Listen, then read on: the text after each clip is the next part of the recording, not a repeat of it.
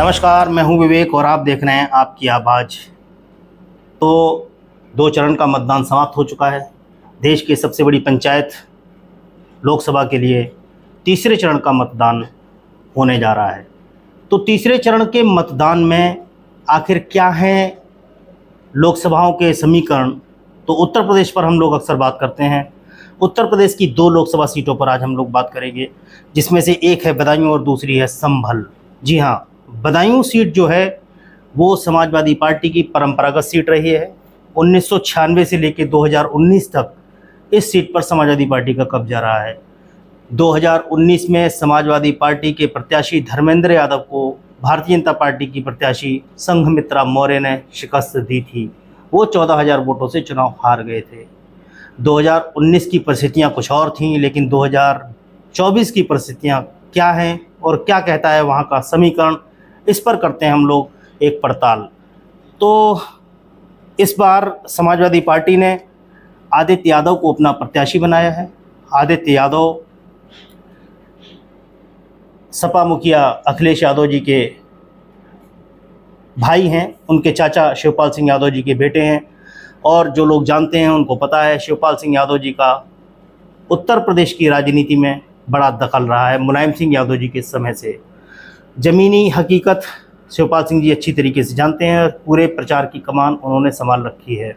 जैसा कि मैंने आपको बताया कि 2014 के चुनाव में धर्मेंद्र यादव जीते थे, लेकिन 2019 का चुनाव वो संघमित्रा मौर्य, जो भारतीय जनता पार्टी की प्रत्याशी थी, कद्दावर नेता स्वामी प्रसाद मौर्य जी की पुत्री, उनसे वो चुनाव हार गए थे। लेकिन अब स्थिति क्या है? तो आदित्य यादव सपा से हैं, बसपा से मुस्लिम खां प्रत्याशी बनाए हैं बहुजन समाज पार्टी ने, और भारतीय जनता पार्टी ने इस बार संघमित्रा मौर्य का टिकट काट के वहाँ से दुर्विजय शाक्य को अपना उम्मीदवार बनाया है। दुर्विजय शाक्य जो हैं वो संगठन के व्यक्ति हैं और पढ़ाई लिखाई के समय से ही वो संगठनात्मक गतिविधियों में शामिल रहे। राम मंदिर आंदोलन में उनकी सक्रिय भूमिका रही और तमाम तरह के पदों पर वो काबिज रहे। संगठन में जिले के युवा मोर्चा के अध्यक्ष रहे, उस तमाम तरह के वो पदों पर पदाधिकारी रहे हैं दुर्विजय शाक्य जी। तो यहाँ ये माना जा रहा है कि असली मुकाबला जो है वो भारतीय जनता पार्टी और समाजवादी पार्टी के बीच में है। समाजवादी पार्टी की तरफ से आदित्य यादव, जैसे कि मैंने आपको बताया, प्रत्याशी हैं, युवा हैं और अपना पहला कोई चुनाव विधानसभा या लोकसभा का लड़ने जा रहे हैं।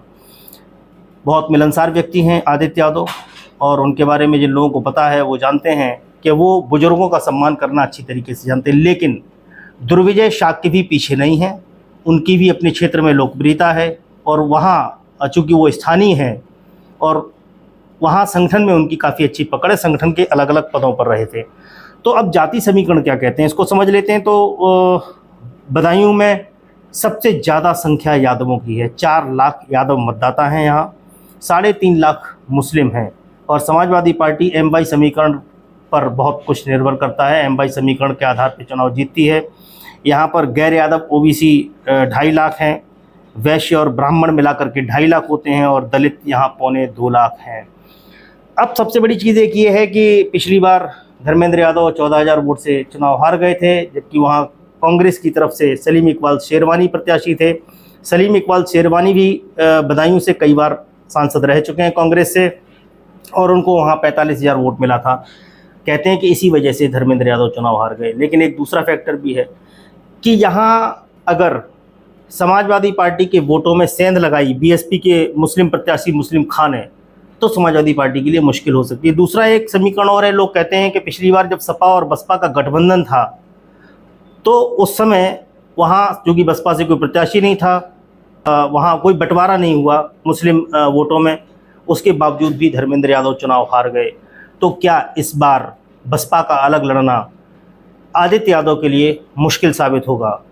लेकिन आप याद रखिए कि 2014 में भी सपा और बसपा अलग अलग लड़ी। फैक्टर तो नहीं है कि अगर बसपा सामने लड़ रही है तो इसका नुकसान होगा, क्योंकि 2014 में भी बसपा वहाँ से चुनाव लड़ रही थी और फिर भी धर्मेंद्र यादव ने वहाँ चुनाव जीता। 2019 का चुनाव पूरे उन्माद का चुनाव था, राष्ट्रीय उन्माद का चुनाव था। चूँकि पड़ोसी मुल्क ने एक घिनौनी हरकत की और उन्होंने हमारे जवानों की शहादत ली, उसका बदला लिया गया। हमारी बहादुर सेना ने सर्जिकल स्ट्राइक किया और जो बालाकोट का हमला हुआ था उसका उन्होंने बदला लिया था सर्जिकल स्ट्राइक करके। तो देश में एक अजीब तरह का उन्माद था और लोगों ने जाति, धर्म और दलीय राजनीति से ऊपर उठ करके वोट किया था। और उस समय भारतीय जनता पार्टी के पक्ष में बहुत वोट पड़े थे और उनके प्रत्याशी लाखों वोट से चुनाव जीते थे। कहीं कहीं 5 लाख 6 लाख का मार्जिन था, कहीं 2 लाख 3 लाख का मार्जिन था। उसके बाद यहाँ धर्मेंद्र यादव महज 14,000 वोट से चुनाव जीते थे। तो अभी की स्थिति ये है कि इस समय चूँकि इतना पोलराइजेशन हो चुका, प्रधानमंत्री जी के तमाम वक्तव्यों और भाषणों के बाद मुस्लिम मतदाताओं में बंटवारा होगा, ऐसा नहीं माना जाता है। अगर ऐसा नहीं लगता है मुस्लिम मतदाताओं में बंटवारा नहीं हुआ तो राह बहुत आसान होगी आदित्य यादव के लिए। और भारतीय जनता पार्टी, चूँकि ये सिटिंग सीट है भारतीय जनता पार्टी की, और इस सीट पे भारतीय जनता पार्टी को झटका लग सकता है, क्योंकि MY फैक्टर में अगर मिला लिया जाए, मुस्लिम यादव का गठजोड़ कर लिया जाए तो 7.5 लाख वोट होता है। दूसरी तरफ गैर यादव OBC 2.5 लाख वोट है। तो ऐसा तो नहीं है कि सारा गैर OBC जो वोट है वो पूरा का पूरा भाजपा को शिफ्ट हो जाएगा। उसमें भी समाजवादी पार्टी के, चूँकि हर दल जाति समीकरण बिठाता है, तो उन्होंने भी अपना कुछ ऐसा बना के रखा होगा कि और जातियों के भी वोट मिले। तो यहाँ ये लगता है बदायूं में कि समाजवादी पार्टी बहुत मजबूत स्थिति में है और ये यहाँ एक और झटका हो सकता है तीसरे चरण में बदायूं से भारतीय जनता पार्टी के लिए। चूँकि प्रत्याशी नए हैं, स्थानीय हैं, दुर्विजय सिंह जी टक्कर दे सकते हैं, लेकिन उनको चुनावी राजनीति का कोई अनुभव नहीं है। जबकि दूसरी तरफ आदित्य यादव की कमान उनके पिता उत्तर प्रदेश के धुरंधर नेता शिवपाल सिंह यादव जी ने संभाल रखी है। तो देखते हैं 4 जून को परिणाम क्या आते हैं, लेकिन अभी तक मोटा मोटा देखने में ये लगता है कि ये सीट समाजवादी पार्टी के लिए बहुत आसान सीट है और इस बार निश्चित रूप से ये सीट लगता है ऐसा है कि समाजवादी पार्टी भाजपा से वापस लेगी। बदायूं से लगती हुई दूसरी सीट है संभल। संभल भी समाजवादी पार्टी की परंपरागत सीट है और 2019 के इलेक्शन में जब चारों तरफ मोदी जी की वेव थी, भारतीय जनता पार्टी की वेव थी, उस राष्ट्रीय उन्माद के समय, उस समय भी शफीकुर रहमान वर्क ने यहाँ से चुनाव जीता था। समाजवादी पार्टी के नेता शफीकुर रहमान वर्क यहाँ से चुनाव जीते थे। वो बड़बोले नेताओं में माने जाते थे। शफीकुर रहमान वर्क वयोवृद्ध थे और वो 2024 में चुनाव लड़ने की तैयारी कर रहे थे। इस बीच दुर्भाग्यपूर्ण तरीके से उनका इंतकाल हो गया और अब समाजवादी पार्टी ने यहाँ उनके पोते जिया-उर रहमान वर्क को प्रत्याशी बनाया। जिया-उर रहमान वर्क इस समय कुदरकी विधानसभा क्षेत्र से विधायक भी हैं। यहीं बीजेपी ने इस संभल से परमेश्वर लाल सैनी को अपना प्रत्याशी बनाया है और BSP ने यहाँ भी मुस्लिम कार्ड खेला है, सौलत अली शेखजादा को वहाँ अपना प्रत्याशी बनाया है। तो सबसे बड़ी चीज़ एक ये है कि पिछले 2019 के चुनाव के बाद यहाँ उत्तर प्रदेश विधानसभा का चुनाव हुआ। 5 सीटों वाली इस लोकसभा में 4 सीटें समाजवादी पार्टी ने जीती, जिसमें एक कुदरकी भी है, जिससे जिया-उर रहमान जो अभी प्रत्याशी हैं वो विधायक भी हैं। परमेश्वर लाल सैनी इस बार प्रत्याशी बनाए गए हैं।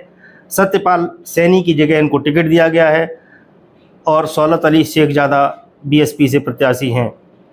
अब यहाँ समझते हैं कि यहाँ का जाति समीकरण क्या है। तो संभल एक ऐसी सीट है जहाँ 50% से अधिक मुस्लिम मतदाता हैं। 16 लाख मतदाताओं में यहाँ पर 8 लाख मुस्लिम मतदाता हैं, जबकि SC मतदाताओं की संख्या यहाँ 3 लाख है। यादव मतदाताओं की संख्या भी 1.5 लाख है। यादव और मुस्लिम परंपरागत वोट है, तो ये लीड बहुत बड़ी हो जाती है। अगर यादव और मुस्लिम मतदाताओं को मिला दें तो ये लीड इन 16 लाख मतदाताओं में करीब 9.5 या 10 लाख के आसपास हो जाती है। तीसरे नंबर पर यहाँ सैनी हैं और परमेश्वर लाल सैनी भारतीय जनता पार्टी की प्रत्याशी भी हैं। सैनी यहाँ 1.5 लाख हैं और जाट मतदाता 90,000 है, जो भारतीय जनता पार्टी का परंपरागत वोट माना जाता है। और ठाकुर वोटों की संख्या भी यहाँ 1 लाख है। तो 1 लाख ठाकुर वोटों की जो संख्या है और 1.5 लाख सैनी वोटों की संख्या मिलाकर के 2.5 लाख हो जाता है और 1 लाख के लगभग जाट वोट है, तो ये हो जाता है 3.5 लाख। ऐसी 3 लाख वोट है। इसमें से क्या भाजपा कुछ वोट ले पाएगी? क्योंकि पिछली बार जो दलित वोट है बहन जी चूँकि कहीं चुनाव नहीं लड़ रही थी, समाजवादी पार्टी के साथ में थी और इस सीट पर ये सीट समाजवादी पार्टी के खाते में गई, तो माना ये जा रहा था कि दलित वोट बीजेपी के पक्ष में गया। लेकिन इस बार बहन जी चुनाव लड़ रही हैं, हाथी का चिन्ह है तो क्या दलित मतदाता वापस बीएसपी की तरफ जाएगा? बड़ा सवाल ये है। बीएसपी 3 लाख वोट के साथ में यहाँ चुनाव लड़ रही है, जबकि उसके पास मुस्लिम मतदाताओं में सेंध लगाने का मौका है। लेकिन सबसे बड़ी बात यह है, क्या मुस्लिम मतदाताओं में सेंध लगेगी? वहाँ के स्थानीय लोगों से बात करने के बाद, बहुत सारे लोगों से जब बात की गई तो लोगों में लाख नाराज़गी सही, लेकिन लोगों ने कहा हमारी मजबूरी है, हम ना चाहते हुए भी समाजवादी पार्टी को वोट देंगे। ये कौन लोग थे जो कहते हैं कि न चाहते हुए भी समाजवादी पार्टी को वोट देंगे? मैं बात कर रहा हूँ जियाउर रहमान वर्ग की जो विधानसभा है कुदर की, तो वहाँ उनके खिलाफ लोगों में थोड़ा आक्रोश है, क्योंकि उन्होंने वहाँ बहुत ज़्यादा ध्यान दिया नहीं। फिर भी उनसे, प्रत्याशी से नाराज़गी के बाद भी अगर मुसलमान ये कहता है, मुस्लिम समुदाय के लोग ये कहते हैं कि हम बीजेपी को हराने के लिए समाजवादी पार्टी को वोट करेंगे, तो यहाँ बंटवारा संभव नहीं है। ये सीट भी समाजवादी पार्टी वापस अपने खाते में ले सकती है। लेकिन इन 2 सीटों की जो मैंने आज बात की, आप समझिए कि इनमें से एक भाजपा के पास थी और एक समाजवादी पार्टी के पास थी। तो अभी तक ये लगता है कि समाजवादी पार्टी अपनी सीट बचाने में तो कामयाब हो ही रही है, साथ में बदायूं सीट को वापस लेने की स्थिति में भी है। तीसरे चरण के मतदान से पहले कई एक और विधानसभाएं हैं जिन पर हम लोग बात करेंगे। बहुत हाई प्रोफाइल सीट है। सैफई परिवार की ज़्यादातर इज्जत यहाँ दांव पर लगी हुई है। राम गोपाल यादव जी जो मुलायम सिंह यादव जी के भाई हैं, उनके बेटे अक्षय यादव फिरोजाबाद से चुनाव लड़ रहे हैं, जो पिछली बार हार गए थे। किन परिस्थितियों, किन कारणों से हारे, इस पर भी हम लोग अगले वीडियो में बात करेंगे। मैनपुरी से डिम्पल यादव चुनाव लड़ रही हैं, जो पिछली बार वहाँ उपचुनाव में जीती थी।